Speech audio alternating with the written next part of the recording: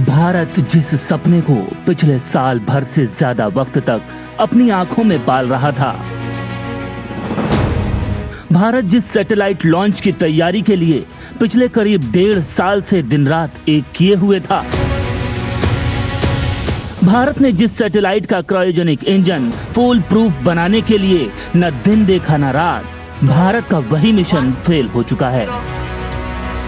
12 अगस्त सुबह 5:43 पर श्रीहरिकोटा के सतीश धवन अंतरिक्ष केंद्र से अर्थ ऑब्जर्वेशन सैटेलाइट GISAT-1, जिसे EOS-3 कोड नेम दिया गया था, वो लॉन्च के करीब 18 मिनट 29 सेकंड बाद ही फेल हो गया। ऐसा नहीं है कि भारत का GISAT-1 मिशन पूरी तरह फ्लॉप रहा। इसरो ने अंतरिक्ष विज्ञान के क्षेत्र में ये तो साबित ही कर दिया है कि हिंदुस्तान दुनिया के उस एलीट ग्रुप में तो शामिल है ही जिन देशों के पास क्रायोजेनिक इंजन बनाने का बूता है। भारत का ये लॉन्च भले ही पूरी तरह से सफल ना रहा हो, लेकिन इसके 3 में से 2 चरण तो सफल ही रहे हैं। लिहाजा इसरो इसे अपने मिशन की विफलता नहीं, 75% सफलता का नाम दे रहा है। GISAT-1 अर्थ ऑब्जर्वेशन सैटेलाइट को लेकर जियो सिंक्रोनस सैटेलाइट लॉन्च व्हीकल यानी GSLV F10 रॉकेट ओडिशा के स्पेस पोर्ट से लॉन्च हुआ था। 2 स्टेज तक सब कुछ ठीक ठाक चला, लेकिन तीसरे स्टेज के दौरान क्रायोजेनिक इंजन में गड़बड़ी आई और मिशन फेल हो गया। इससे पहले कि आपको GISAT-1 के 3rd फेज के साथ हुए इस हादसे के बारे में तफसील से बताएं, आप ये तो जान लीजिए कि आखिर रॉकेट लॉन्च के दौरान इस्तेमाल की जाने वाली टर्मोलॉजी यानी लॉन्च स्टेज आखिर होती क्या है। दरअसल धरती के गुरुत्वाकर्षण के विरुद्ध अंतरिक्ष में रॉकेट भेजना बेहद मुश्किल काम है और हजारों क्विंटल के रॉकेट को अंतरिक्ष में ऊपर ले जाना और ज्यादा मुश्किल। जो भी रॉकेट अंतरिक्ष में भेजा जाता है, उसके भार में 80 से 90% हिस्सा उसके फ्यूल का भार होता है। लिहाजा ऊपर उठते वक्त रॉकेट जितना हल्का होगा, ये उतनी आसानी से और दूर तक ऊपर जा सकेगा। बेहद आसान सी यही फिलॉसफी रॉकेट के स्टेज निर्धारण में भी काम में ली जाती है। रॉकेट के ईंधन को 3 से 5 हिस्सों में बांट दिया जाता है, या आसान भाषा में कहें कि ईंधन वाला हर हिस्सा अपने आप में एक रॉकेट जैसा ही होता है, जो अपनी तय दूरी तक ईंधन का कंबशन करके रॉकेट को ऊपर ले जाता है। उस हिस्से में भरा ईंधन पूरी तरह जल चुका होता है, तो वो हिस्सा रॉकेट से खुद ब खुद अलग हो जाता है, ताकि ऊपर जाते रॉकेट को गैर जरूरी बोझ न ढोना पड़े। रॉकेट के स्टेजेस इसी प्रक्रिया का हिस्सा होते हैं। सामान्य रूप से रॉकेट 3 चरण में लॉन्च होते हैं। तो ये तो रही रॉकेट के स्टेजेस की बात। अब आपको बता देते हैं GISAT-1 के साथ तीसरे स्टेज में हुई गड़बड़ तक की पूरी कहानी। दरअसल जब सुबह 5:43 पर भारत ने GSLV F10 रॉकेट लॉन्च किया, तो वैज्ञानिकों को इस प्रक्षेपण के सफल होने का पूरा भरोसा था। समय 5:43, जगह Satish Dhawan space centre, mission GISAT-1 launch का पहला स्टेज। सुबह 5:43 पर श्रीहरिकोटा के सतीश धवन स्पेस सेंटर के लॉन्च पैड से GSLV F10 रॉकेट सटीकता के साथ उड़ा। 2 मिनट तक उड़ने के बाद पहले स्टेज यानी रॉकेट के सबसे निचले हिस्से में लगे strap on boosters 2 minute 29 second के बाद अलग हो गए। इसके बाद पहला स्टेज रॉकेट को तेजी से अंतरिक्ष की ओर ऊपर ले जा रहा था। मिशन स्टेज 1, वक्त 5:45 31 सेकंड, यानी लॉन्च के 2 मिनट 31 सेकंड बाद का समय। गति 2688 मीटर प्रति सेकंड या 9679 किलोमीटर प्रति घंटा। फर्स्ट स्टेज रॉकेट का सबसे भारी हिस्सा होता है। सबसे ज्यादा फ्यूल और ऑक्सीडाइजर टैंक्स इसमें ही इस्तेमाल होते हैं, क्योंकि पृथ्वी की ग्रेविटी को चीरते हुए रॉकेट को ऊपर बढ़ना होता है। पहले स्टेज में रॉकेट का बड़ा हिस्सा ऊपर जाने के बाद अलग हो जाता है और यह अपेक्षाकृत हल्का हो जाता है। अपना काम पूरा करने के बाद पहला स्टेज समुद्र में या गैर रिहायशी इलाकों में गिर जाता है। पहले स्टेज के एग्जीक्यूशन के समय रॉकेट की रफ्तार थी 2688 मीटर प्रति सेकंड, यानी 9679 किलोमीटर प्रति घंटा। लॉन्च के करीब 2 मिनट 31 सेकंड बाद रॉकेट का पहला स्टेज यानी GS-1 यान से अलग हो गया। इस स्टेज ने अपना काम पूरा कर दिया था। ये तय ऊंचाई तक और अपेक्षित रफ्तार पर रॉकेट को धरती से अंतरिक्ष की ओर उड़ा चुका था। इस दौरान दूसरा स्टेज पहले स्टेज के अलग होने से 1 सेकंड पहले शुरू हो चुका था। मिशन स्टेज 2 गति 3813 मीटर प्रति सेकंड या 13729 किलोमीटर प्रति घंटा। पहले स्टेज के अलग होने के बाद दूसरे हिस्से का इंजन रफ्तार पकड़ता है। इस दौरान पेलोड फेयरिंग सेपरेशन शुरू होता है। इसरो के मुताबिक मिशन के दौरान ये प्रोसेस भी पूरा हो गया था। दूसरे स्टेज यानी GS2 के साथ EOS-3 सैटेलाइट 3813 मीटर प्रति सेकंड यानी 13729 किलोमीटर प्रति घंटा की रफ्तार से अपने तय स्थान की ओर यानी धरती से 36,000 किलोमीटर की जियोस्टैटिक ऑर्बिट की ओर बढ़ा जा रहा था। इसी समय सैटेलाइट के ऊपर बने हीट शील्ड यानी रॉकेट के सबसे ऊपरी हिस्से का कवर हट गया। ऐसा ही इसरो के वैज्ञानिकों ने प्रोग्राम भी कर रखा था। इस वक्त तक सब कुछ ठीक ठाक चल रहा था। वैज्ञानिक खुश भी थे और मिशन की सफलता के प्रति बेहद आशान्वित भी। लॉन्च के करीब 4 मिनट 51 सेकंड के बाद दूसरा स्टेज बंद हुआ। इसके 4 सेकंड के बाद दूसरा स्टेज रॉकेट को छोड़कर अलग भी हो गया। यहाँ तक सब कुछ ठीक ठाक चल रहा था। इस समय रॉकेट की रफ्तार थी 5206 मीटर प्रति सेकंड यानी 18,741 किलोमीटर प्रति घंटा।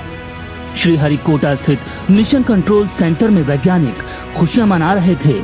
हालांकि सारे वैज्ञानिक अपने अपने कंप्यूटर पर नजरें भी गड़ाए हुए थे कि जब तक सैटेलाइट अपने लक्ष्य तक नहीं पहुंच जाता तब तक डेटा पर ध्यान देते रहना है।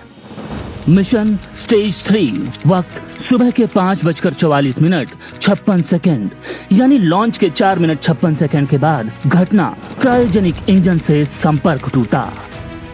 लॉन्च के करीब 4 मिनट 56 सेकंड के बाद तीसरा स्टेज यानी GS3 जिसे क्रायोजेनिक इंजन कहते हैं उसने अपनी शुरुआत कर दी।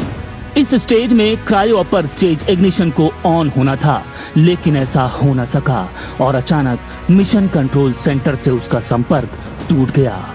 सेंटर में सन्नाटा पसर गया। फिर भी टेलीमेट्री स्क्रीन पर ग्राफ में डेटा बीच बीच में आ रहा था, जा रहा था। वैज्ञानिक सोच रहे थे कि ये ठीक हो सकता है।